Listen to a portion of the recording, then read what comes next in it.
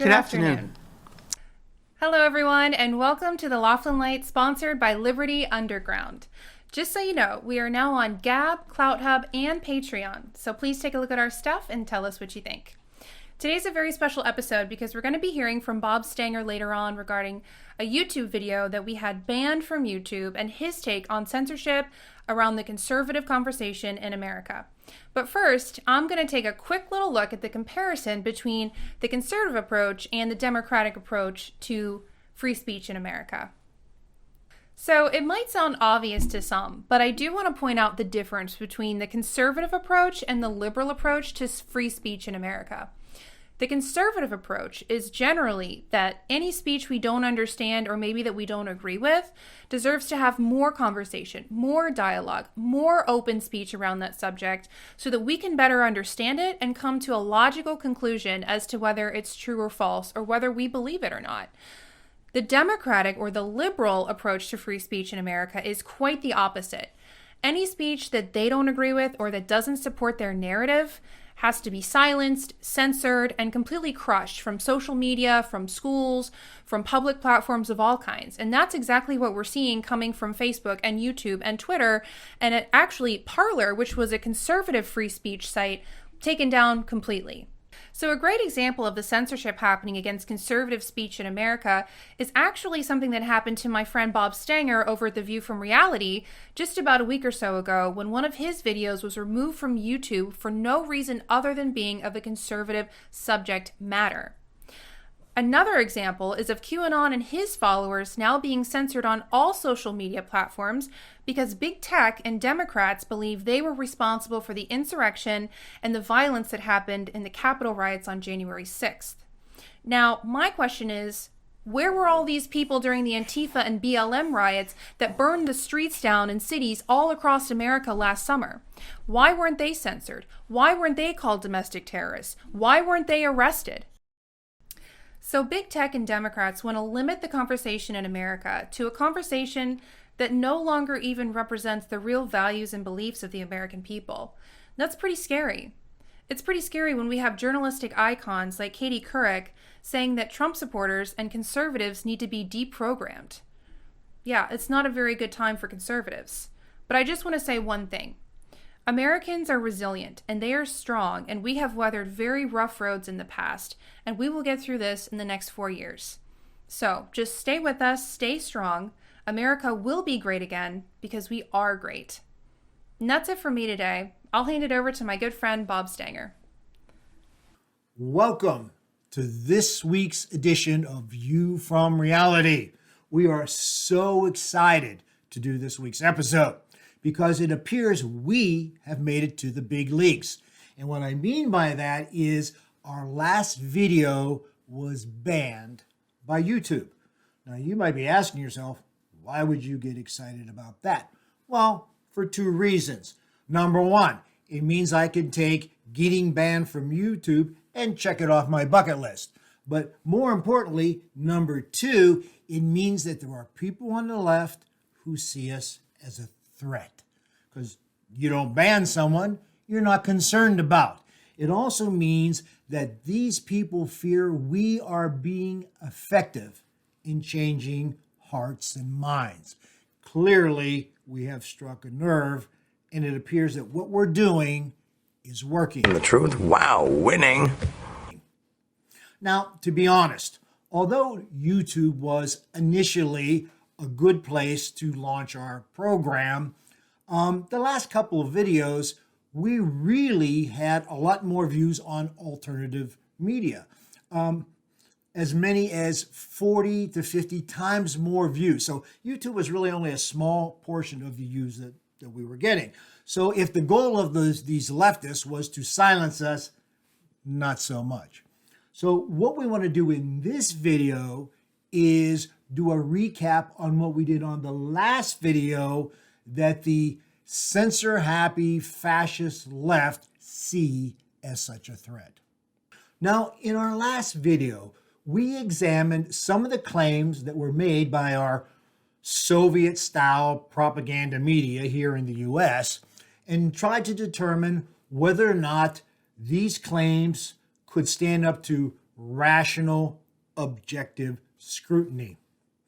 The first claim was that the Trump crowd that was in D.C. on January 6th behaved just as badly, if not worse, than the BLM Antifa crowds that took place last summer. So again, we're going to take this claim and put this up against rational, objective analysis. We're going to start by showing you some video clips of what took place this summer. The God of hellfire, and I bring you fire. I'll take you to burn. Fire. I'll take you to learn. I'll see you burn. Is up the news is out, they finally found me. Renegade, you had it made, retreat for a bounty. Never more you go astray. This will be the end today of the wanted man. Oh, mama, I've been years on the lam and had a high price.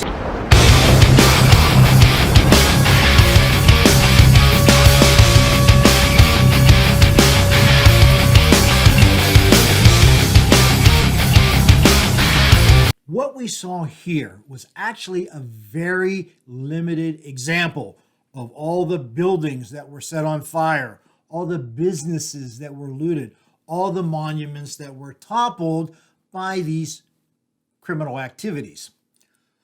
What we wanted to do then was to find similar examples from the Trump crowd on January 6th and compare them to what occurred this summer.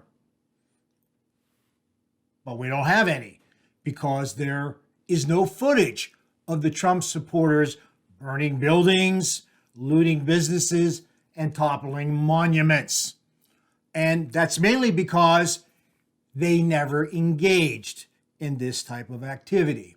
So this claim by our Soviet-style media that what occurred on January 6th in D.C. by Trump supporters was just as bad, if not worse, than what the BLM Antifa activists did just doesn't stand up against rational, objective scrutiny. But now I can just hear the objections from the left. But what about what happened at the Capitol building? Now, this leads into another claim made by our Soviet-style propaganda machine media here in the United States that what occurred at the Capitol building break-in was the worst act of terrorism since 9/11. So what we did on our last video was put these claims to the test by looking at these videos. We will not go back! We will not go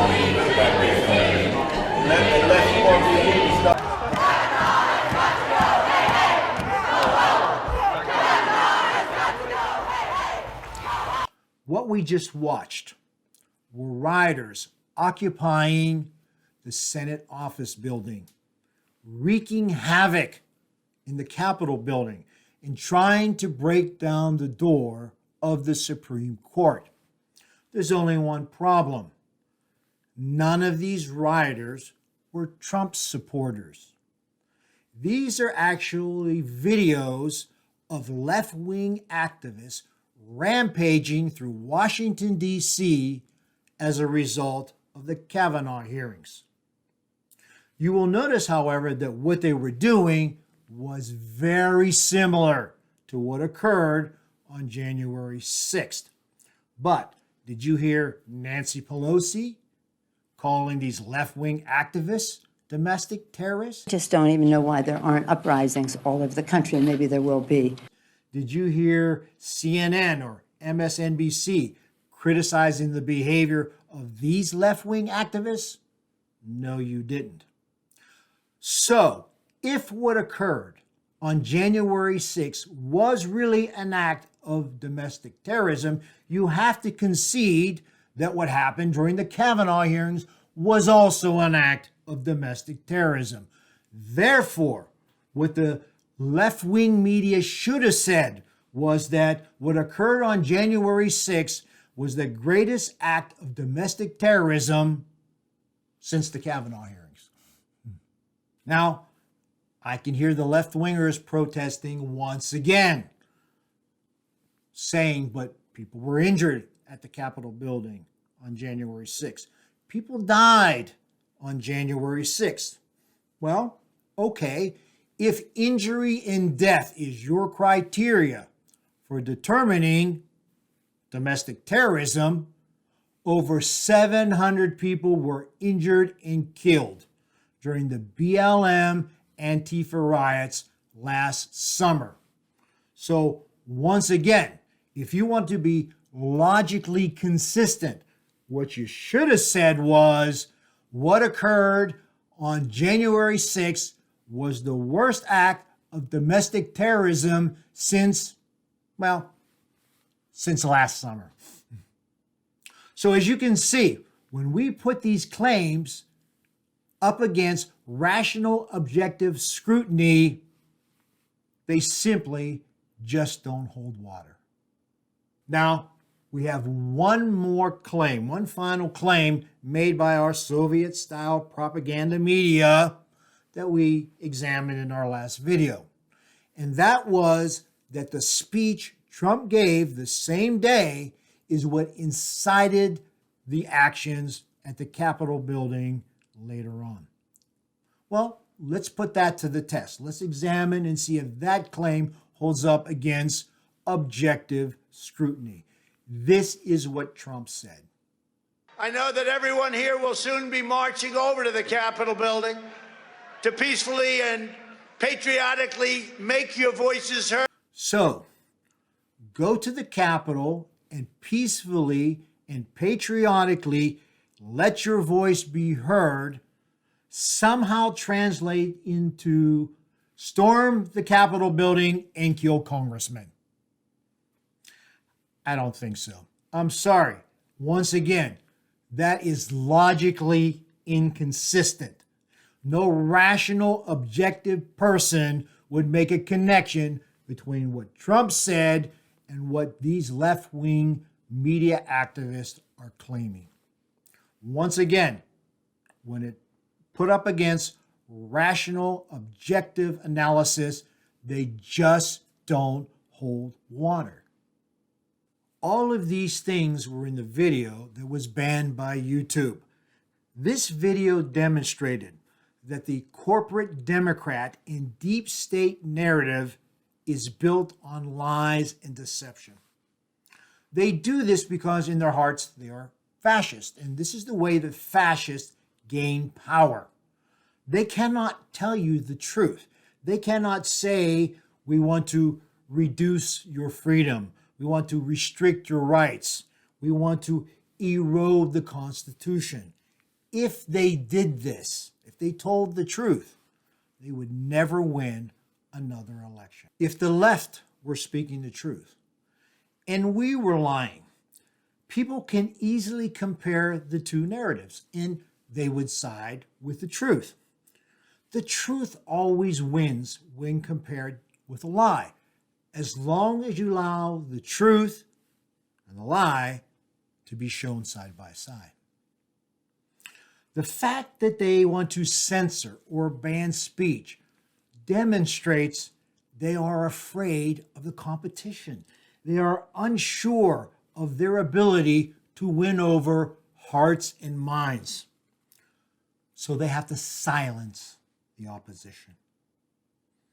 But if they are speaking the truth, they would never have to censor anyone. So this is what we know. While they may currently have the upper hand, and they may be occupying the castle, this is a castle built on lies and deception. This is a castle built on sand. And it will be washed away by any wave of truth that continually pounds against it. We are that wave, and so are you. be the wave. So, if you did not get a chance to watch our episode 7 that was banned by YouTube, you can still see it on Rumble, on Gab, and on CloutHub.